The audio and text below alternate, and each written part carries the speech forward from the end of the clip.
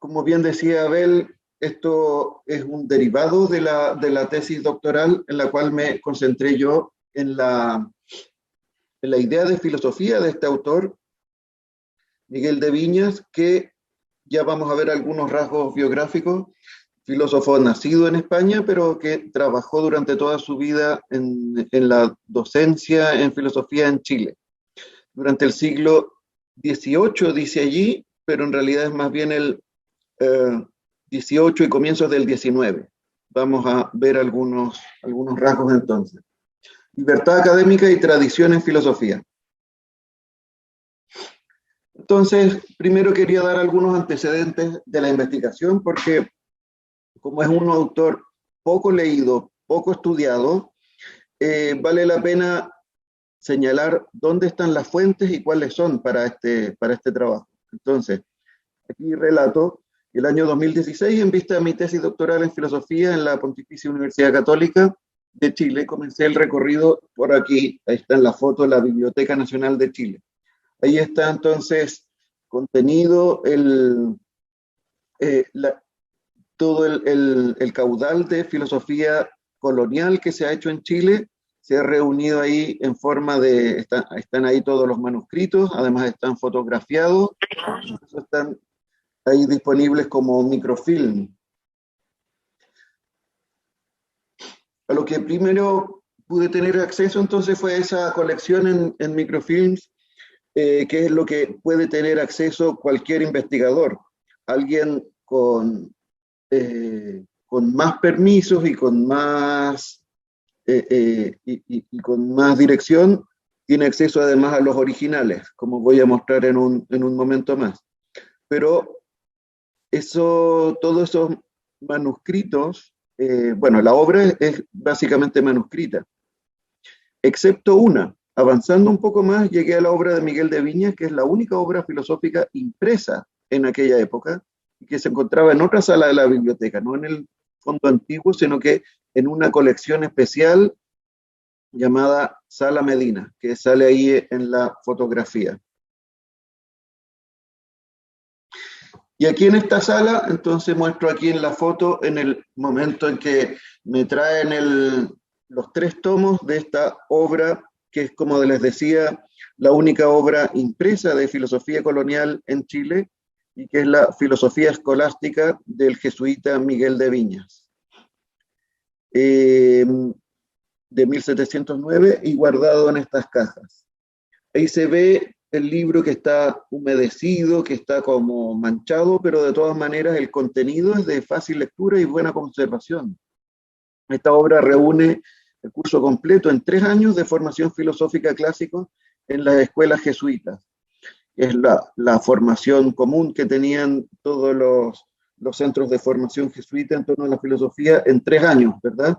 Uno primero de lógica, también llamado súmulas, uno segundo de filosofía natural, filosofía naturaleza, y 3er año metafísica, que en el caso de Viñas la llama filosofía transnatural. Y entonces aquí está una fotografía del primer tomo de estos que me facilitaron en la biblioteca. Buen estado de conservación, relativamente, y son de fácil legibilidad. La obra está íntegramente escrita en latín. Y claro, comencé a hojearla y después de algunos poemas y dedicatorias, que ocupan en realidad varias páginas, comienza la obra propiamente tal con unos anteloquios, que es lo que me quería concentrar en un momento más. Estos anteloquios de la obra Filosofía Escolástica es una serie de preparativos a modo de prólogo, de proemio, acerca de lo que irá a venir en la obra. Entonces, son 22 anteloquios que están en la obra, que a modo de introducción, primero habla del estilo, del método, del propósito de la obra, del orden de los capítulos, pero también una serie de apreciaciones en torno a la vida universitaria, en torno a el manejo de las fuentes, en torno al modo de hacer los debates, las disputatio, en torno a una serie de consejos en torno al estudio, y una cierta visión de la filosofía. Eso es a lo que más me dediqué en mi tesis doctoral. ¿Cuál es la visión de filosofía que había en Miguel de Viñas?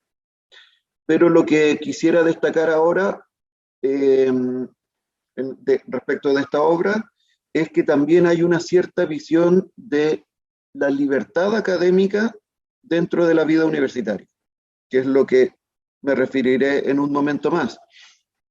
Entonces aquí pueden ver el frontispicio de la obra, que fue impresa en Génova, como dice ahí abajo, 1709, dice la fecha. Este es el ejemplar único que he detectado en Chile. He sabido que hay en otros países, he sabido que hay en México, hay algunos, en España hay algunos, pero en Chile, que yo sepa, está únicamente este ejemplar. Eh, Estos antelogios contienen una valiosa información en torno a la actividad universitaria, así como también de la historia de la filosofía y el modo de organizar una disputatio, consejos para los estudiantes y un punto que quiero destacar en esta exposición, la libertad académica unida al respeto a la autoridad de la tradición filosófica. Vamos a ver entonces ese compromiso. ¿Cómo resuelve entonces Miguel de Viñas el aparente dilema o conflicto que podría haber entre la libertad académica, la búsqueda de las novedades y los descubrimientos en la filosofía, y por otra parte, un respeto y un seguimiento de la autoridad de la tradición filosófica? Eso veremos en un momento más.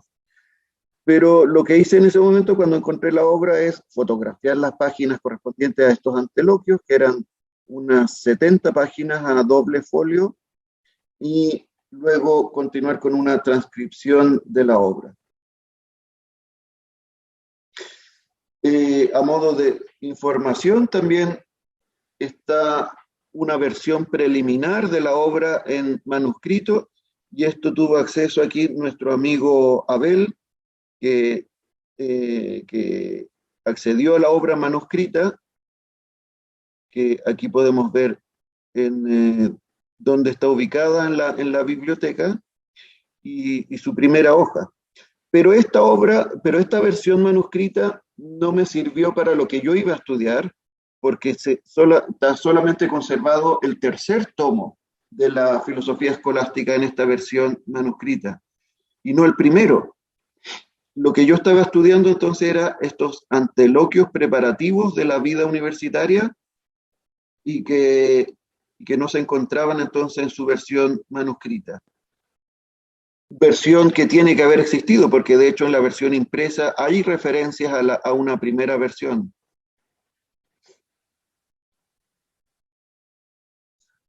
Como estamos presentando al autor, aquí simplemente daré algunos datos biográficos para ilustrar mejor entonces la figura del autor. Miguel de Viñas nació el 30 de noviembre de 1642 en Martorell, en Cataluña. El 16 de marzo de 1661, a los 18 años, pidió su ingreso en la Compañía de Jesús y inició sus estudios de filosofía. En marzo de 1661 había ingresado como estudiante en la Compañía en Tarragona, y el año siguiente había sido designado para viajar a Indias, donde se embarca en abril de 1663 en la expedición que hacia Chile condujo el procurador padre Lorenzo de Arrizabalo. Permaneció primero en Perú, concluyendo sus estudios en el Colegio de San Pablo hasta 1680. En 1671 ya había sido ordenado presbítero en Lima, y en 1680 destinado a Chile. De 1682, ya en Chile, a 1694 fue rector del convictorio de San Francisco Javier de los jesuitas. Algunos datos más. En 1688 ostentaba el cargo de rector del Colegio Máximo. El Colegio Máximo de los jesuitas, también conocido como el Colegio de San Miguel, es muy importante señalarlo como rector de este colegio, porque las ideas que vamos a nombrar, que vamos a señalar en un momento más, Eh, es importante que las diga no un maestro cualquiera, no un profesor cualquiera, sino que el rector de la universidad. Eh, Fue elegido como compañero del padre Bernardo de la Barra para ir de procurador a Roma y Madrid por la Congregación Provincial de Chile el 14 de marzo de 1692. Fue, viajó ese mismo año con su compañero desde Buenos Aires, pero al final tuvo que ir solo. En Europa se dirigió primero a Roma y desde allí a Génova. Este paso por Génova tiene especial interés porque allí en Plaza de las Cinco Lámparas, en la imprenta de Antonio Casamara, fue editada su obra más famosa, como acababa de mostrarles hace un momento, que era la Filosofía Escolástica, impresa en Génova y después distribuida a varios países. Después su viaje de vuelta, 1698. En el camino escribió algunas cosas como las de el manuscrito que está en pantalla, el elenco de las proposiciones que no se podían enseñar en las escuelas jesuitas, como aparece en pantalla, y a su vez un relato de los viajes también tiene él. En 1709, como ya habíamos visto, se publican en Génova sus 3 tomos de la filosofía escolástica. Ahí, una vez en Chile, siguió con su labor docente y rectora de la universidad y murió el 14 de abril en Santiago, a los 75 años de edad, año 1722. Lo que voy a presentar ahora es simplemente una selección de textos de esta obra, Filosofía Escolástica, en torno al tema de la libertad académica y la tradición en filosofía.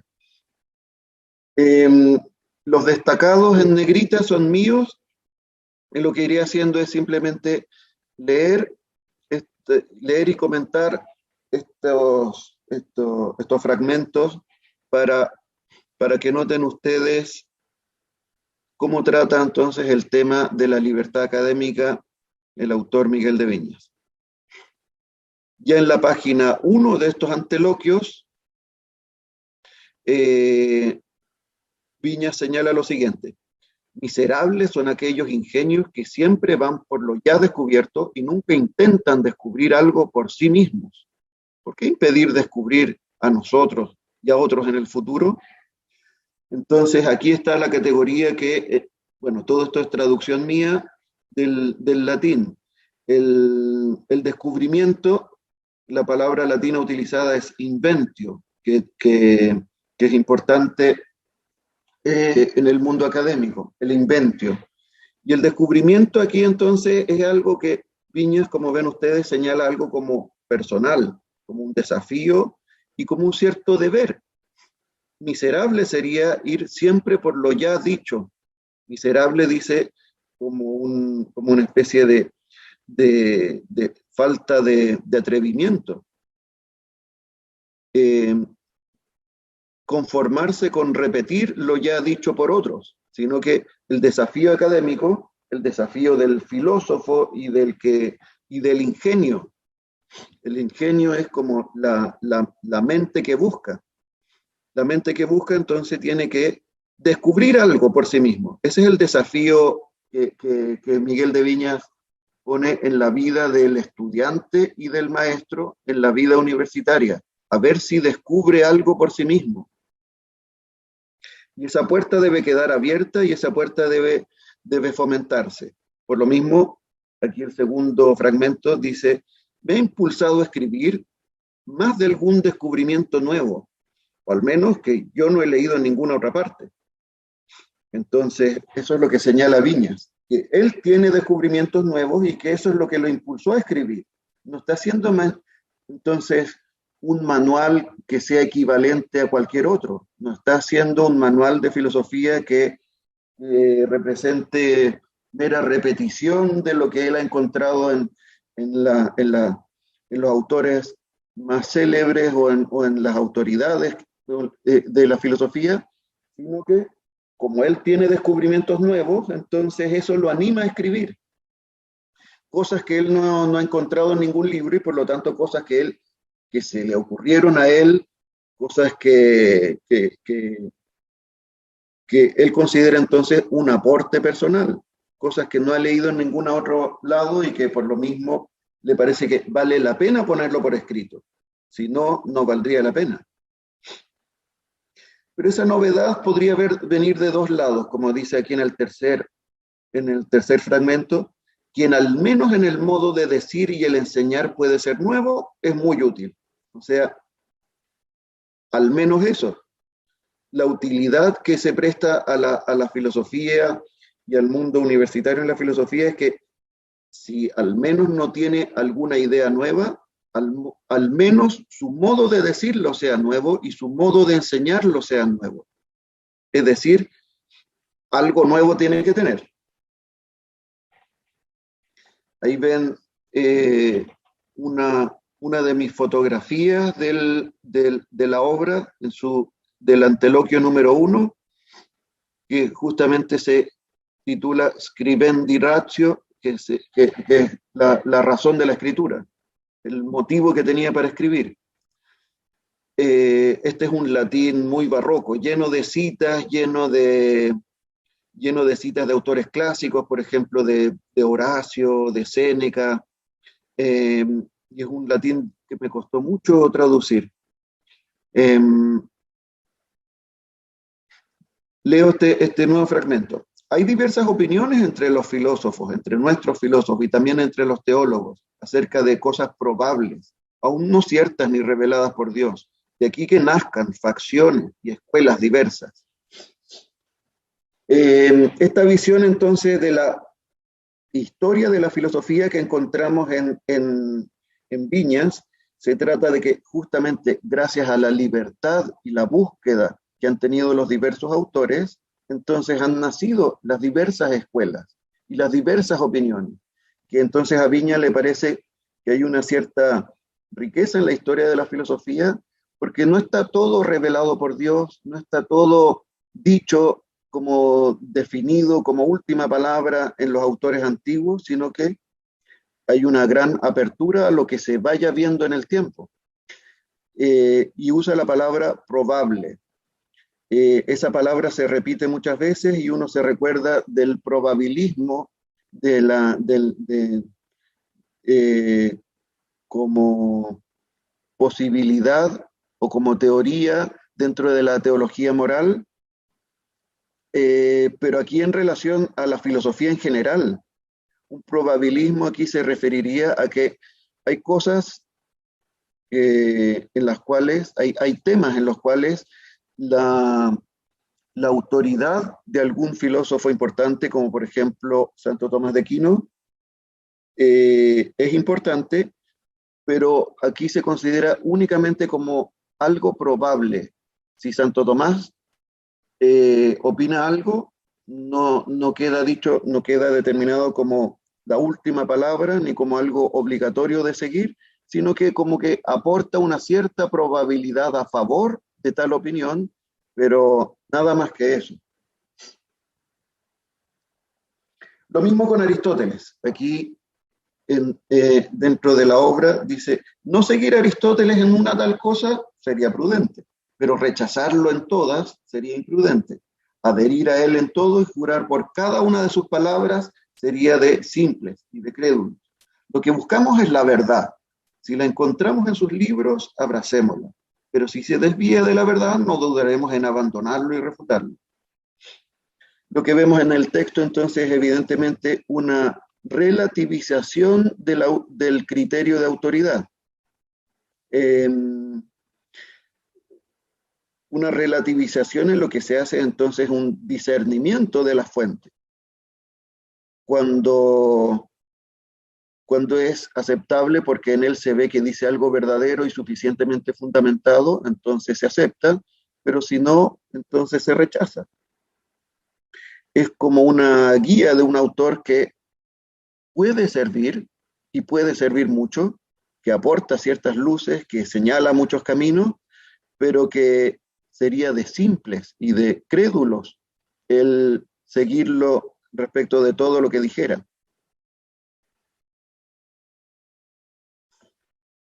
Aquí una descripción entonces de esta actitud filosófica que tiene Viñas como una cierta ingenua libertad, ingenuidad libre. ¿A qué se referirá con esto Viñas? Pienso que a esta cierta, bueno, primero, ingenuidad en el sentido de que de estar abierto a las novedades y abierta la mirada al mundo, tal como la podría tener casi un niño, que no se está guiando entonces tanto por autores, sino que mirando las cosas del mundo. En otra parte dirá esto, de que la filosofía se ocupa no de tanto, bueno, esta es una frase que ya había dicho Tomás de Aquino, pero no tanto de autores, sino que de las cosas mismas. Eso es lo que yo entiendo aquí por ingenua libertad, ingenuidad libre. En otra parte del texto, aquí señala, recuerda que hubo una escuela de la filosofía mencionada por Diógenes Laercio y que se llamó la escuela electiva. Viñas la recuerda como algo que podría asemejarse a su postura. Lo leo. Floreció la secta electiva con su autor Potamón, y que de cada secta, las palabras son de Laercio, lo que a él le agradaba, eso elegía, de manera que, como no se atacaba a nadie, llamaba los dogmas de ellos a examen, y si era armonioso con lo verdadero, lo aprobaba, y si era disconforme, lo rechazaba. Entonces, esta secta se llamaba la de los electivos, en el sentido de que no se inscribían con ningún autor, con ninguna tendencia, sino que guardaban una cierta neutralidad. A ver si esto es lo que él quiere entonces rescatar. No entonces, por ejemplo, definirse como tomista o como suareciano o como escotista, sino que proponer una cierta neutralidad filosófica. Aquí lo dice así. Así como los teólogos disidentes a Laquinate y a Escoto, nuestros, y a muchos otros le damos el nombre de neutros, porque no hay nada más santo que no jurar en la palabra de ningún maestro humano, sino que aprobar las que mantienen juicio y razón. Entonces, esa es la neutralidad que le parece loable a Viñas.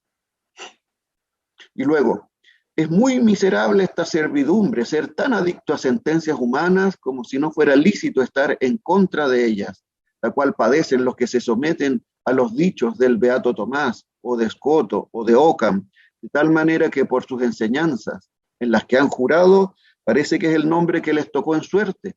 Unos se llaman tomistas, otros escotistas, otros occamistas. Entonces, le parece que es muy limitante de la búsqueda filosófica el insertarse en una de estas tendencias. Roberto, lleva 25. De acuerdo. Voy cerrando luego.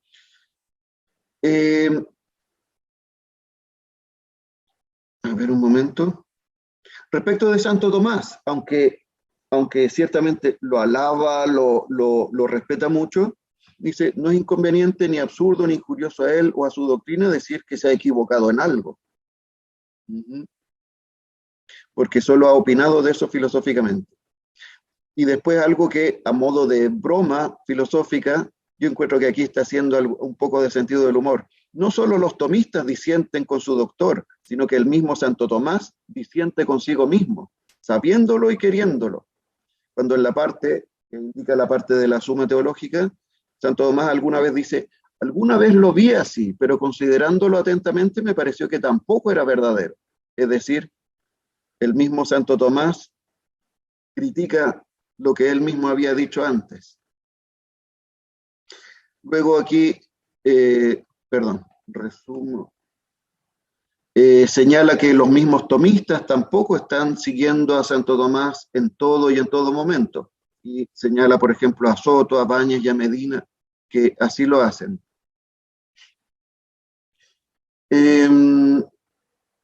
Voy resumiendo. A nadie debe seguirse en todo, sino que a todos podemos deber alguna vez abandonar. Esa frase es clave en torno entonces a la utilización de la autoridad en filosofía. Pero, salto. Y aquí en torno a la libertad académica, este texto es importante, leo solo lo que está en negrita.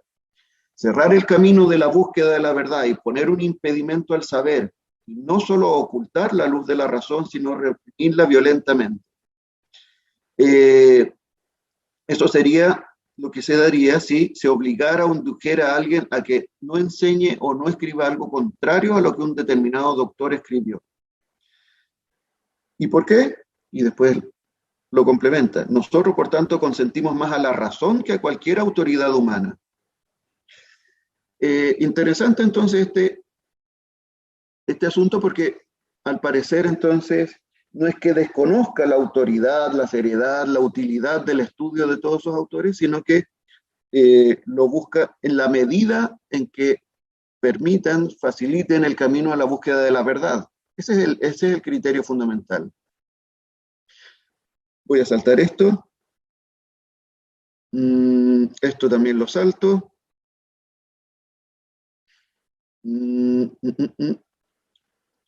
Malo sería para el ingenio humano si no tuviéramos derecho a poseer más que lo que dijo Aristóteles. Entonces aquí, nuevamente, el camino abierto, el encuentro con las novedades. Perezoso sería el ingenio satisfecho con lo que otros han aportado. Dice también, no debe seguirse sino a los doctores que abran nuevos caminos y que enseñen mejor o con mejor método. Los profesores deben aportar algo y deben maravillar más cuando tienen algo suyo y no cuando enseñan solamente lo ajeno. Se llamará falsos maestros a los narradores solo de lo oído previamente. Voy a saltar esto porque ya está dicho lo más importante y me quedo al final con lo que otros autores han señalado sobre Viñas y las cosas que hemos estado viendo. Ismael Quiles, argentino, señalaba en Viñas un notable ejemplo de la libertad de pensamiento que es propio de un filósofo.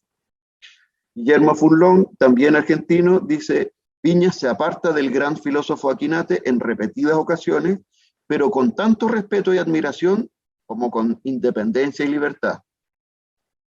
Y Walter Janisch, historiador chileno, también lo elogia por lo mismo. Viñas propone la libertad que conduce a la verdad, el examen de las proposiciones ajenas en sana crítica y la precedencia de la razón e investigación al argumento de autoridad en filosofía. Y la libertad del buscador de la verdad queda de manifiesto en su independencia respetuosa, que se inclina ante la verdad y no ante la autoridad del maestro. Entonces, eso, quería concluir con estos testimonios respecto de lo que estábamos señalando recién.